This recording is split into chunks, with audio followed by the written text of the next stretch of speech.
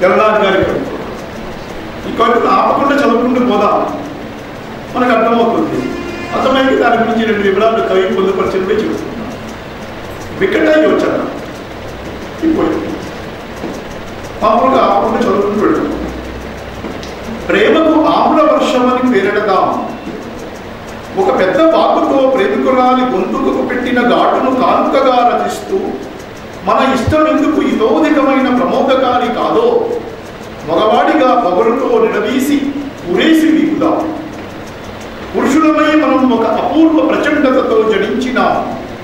తరుణులు దాన్ని ఎందుకు సదా మరి జ్ఞాపకం ఉంచుకోరు.